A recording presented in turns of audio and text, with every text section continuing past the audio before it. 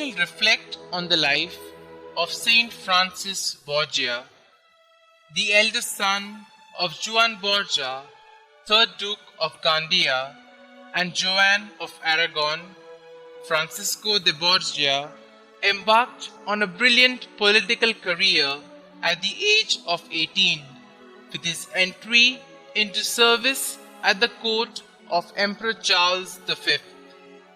The following year, he married Eleanor de Castron, the First Lady in Waiting, an intimate friend of the Empress, who was, like himself, known for her exceptional piety and virtue. The young couple enjoyed high favor, and upon being appointed to manage the affairs of the imperial household, travelled about with the court for the next 10 years. Then the emperor made the energetic young grandee lieutenant governor and viceroy of Catalonia on the 26th of June 1539.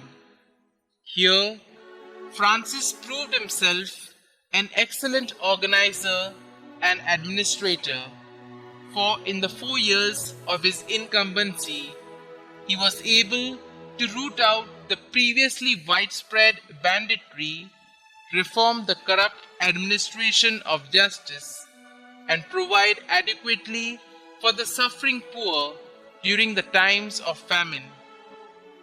His pious practice of receiving Holy Communion each Sunday was in those days something singular. On the death of his father on 17th of December 1542, he became Duke of Gandia. Having lost his beloved wife in 1546 and left with 5 children to provide for, Francis put into effect his determination to become a Jesuit.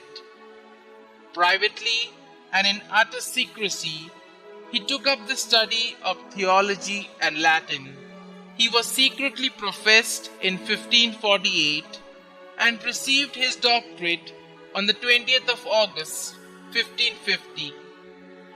When his eldest son reached maturity and his daughter was married, the emperor permitted him to abdicate his dukedom in favor of his son. Francis was ordained to the priesthood on the 4th of February 1551 and celebrated his first Mass in the oratory of the Ignatian family castle at Loyola, a fact that when became known created no little sensation all over Europe. Francis Borgia advanced rapidly in the Jesuit order. St. Ignatius of Loyola employed him at first in delicate diplomatic missions. Then, on the 11th of April 1554, made him Commissary General for Spain, Portugal, and the East and West Indies. This entailed much travelling during the next 7 years. He built several colleges, opened 20 novitiates, and won new friends for the society everywhere.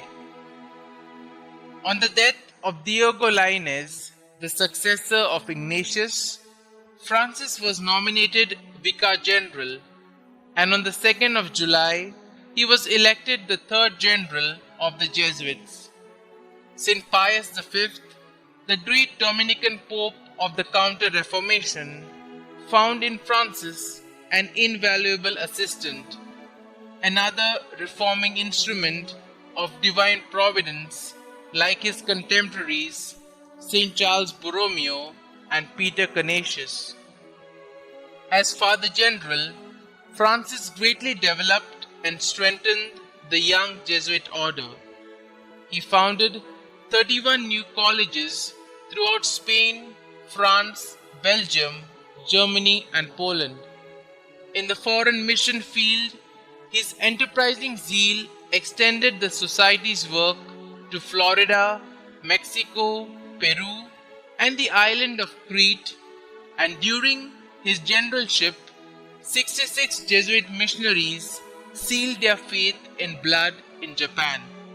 Noted for the depth of his interest in the mystical life, which obviously thrived even amidst the business environment, Francis Borgia died on the 10th of October 1572 while on a papal diplomatic mission in a bid to win the courts of Spain, Portugal and France to the Pope's plan of exploiting the Great Sea victory at Lepanto by a combined land expedition against the Turks.